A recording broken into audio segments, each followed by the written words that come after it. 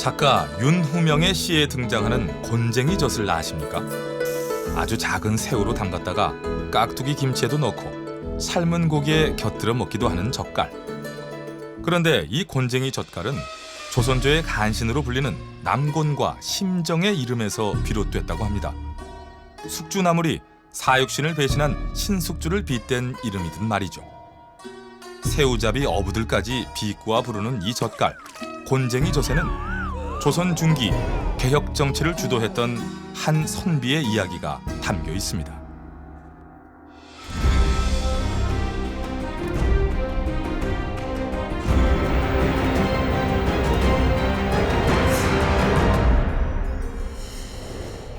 난세에는 영웅들이 출몰하기 마련이죠.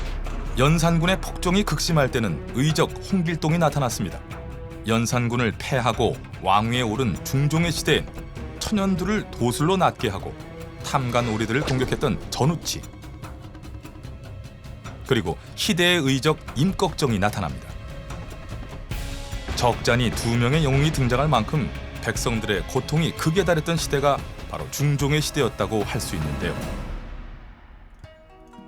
월북문인 벽초 홍명희는 백성들의 피가 마르고 정치권에 대한 개혁 요구가 빗발치는 이 시대의 이야기를 소설 임꺽정으로 담아냅니다.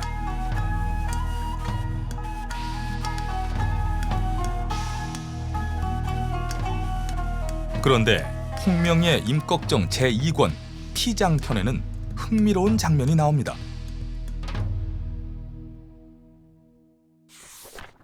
임꺽정의 누이인 섭섭이의 시아버지 갑바치가 당시 대사헌으로 있던 조광조를 만나는 대목입니다. 대사원께서 벼슬에 오른 지 3년인데 세상 풍기가 많이 변했습니다. 청탁하는 것, 뇌물 주고받는 관행이 끊어졌으니 대감을 노리는 자들이 많을 겁니다. 그렇기도 하겠지. 대사원에 오른 지 3년 만에 뇌물 주는 관행을 근절시켰다는 평을 받은 이 선비는 30 중반의 유학자 조광조. 그러니 잠시 급류에서 물러나 계시는 것이 어떨런지요? 내가 좀 어려워졌다고 나란 일을 쉴 수야 있겠나? 아이고, 그렇게 계시다간 목숨이 위태로우실지도 모릅니다. 나는 선비네. 나라의 녹을 먹고 있으니 밥값을 할 뿐이라네. 하지만 책을 몇 페이지 넘기니 바로 조광조가 유배를 가는 장면이 나옵니다. 이보시오, 다른 말한 것도 죄요? 아니, 세상이 정말 어떻게 되려고? 그럼 나도 유배를 보내시오. 우리가 이대로 있을 줄 아시오. 우리 유생들이 그리 만만하진 않아. 이거 놓지 못해. 조광조를 석방하라. 빈본이라는 건국 취지가 무색하게 부패와 타락으로 고통받는 시대. 인기 절정의 논객이자 개혁의 아이콘이었던 조광조의 유배는 개혁 정치에 찬물을 끼얹는 사건이었습니다. 이처럼 유생들의 지지를 한몸에 받았던 개혁 정치의 아이콘 조광조. 그가 개혁 정치의 핵심으로 생각했던 것은 바로 언로를 바르게 하는 일이었습니다. 성균관 장학생이었던 그가 조정에서 맡았던 첫 관직이 바로 언관, 임금에게 바른 소리를 간하는 자리였죠. 한마디로 지당하시옵니다 보다는 아니 되옵니다 라는 말을 더 많이 해야 하는 직책이었습니다. 아니 그런데 그래봤자 공무원인데 임금 앞에서 바른 말이 제대로 됐을까 싶거든요. 아닙니다. 우린 달랐어요. 생각하시는 것 그 이상일 겁니다. 전하, 절대로 아니되옵니다. 임금의 잘못된 주장을 면전에서 비판하는 걸 면절.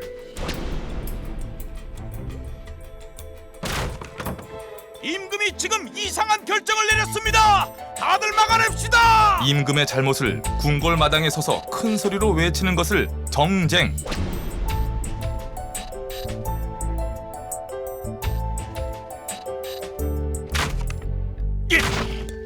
전하, 임금은 선비의 으뜸이라 하옵니다.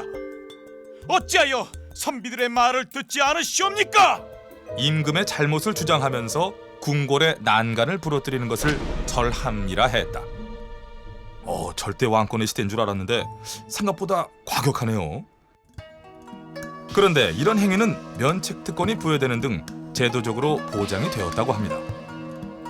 이것이 바로 조선시대를 500년이나 이끈 힘, 언로가 보장된 공론정치였습니다. 그렇다면 조광조는 왜 공론정치의 토대를 만든 실천가로 불릴까요? 그가 일으킨 첫 번째 사건은 자신의 직속 상관들을 모조리 파직시켜달라는 것이었습니다. 당시 그의 직속 상관들은 정치적 견해가 다른 상소를 올린 담양부사 박상과 순창군수 김정 등을 처벌해달라고 임금께 고했고 결국 유배형에 처해지게 했습니다. 전하, 상소를 받아주지 않을 수는 있어도 그 내용을 갖고 상소자를 처벌해서는 안 됩니다. 그런 일이 있으면 누가 감히 상소를 하겠습니까? 결국 중종은 사관원 간부들을 전원 파직합니다. 참 요즘도 찾아보기 힘든 일이었죠. 이에 그치지 않고 조광조는 중종 반정 때 훈장을 받은 공신들 가운데 대다수가 연산군에 아부했던 이들로 오히려 벌을 받아야 할 사람들이니 공훈을 삭제할 것을 상소합니다.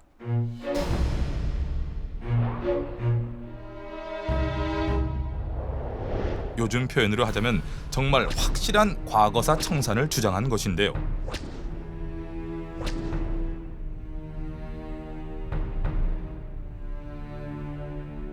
그렇게 조목조목 권력을 가진 자들의 잘못을 짚어내고 한치의 양보도 없이 개혁 정치에 속도를 냈으니 중종은 조광조에게 피로감을 느꼈고 반대파들의 반발은 그야말로 하늘을 찌릅니다. 결국 그를 제거하기 위한 모함이 시작됐고 남곤, 심정 등이 앞장을 섭니다.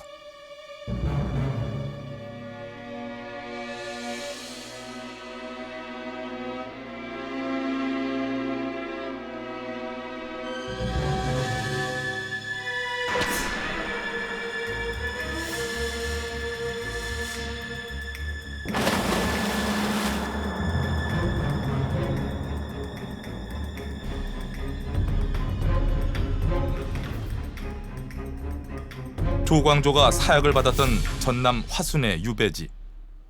이때 그의 나이는 38. 그 후 조광조는 조선의 선비들에게 하나의 물음이 되었습니다.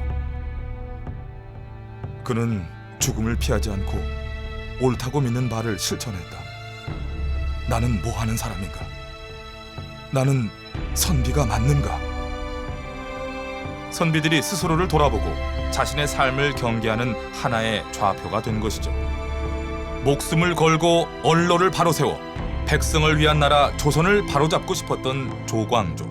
그런 그가 이 시대의 언론의 모습을 마주한다면 어떤 생각을 할까요?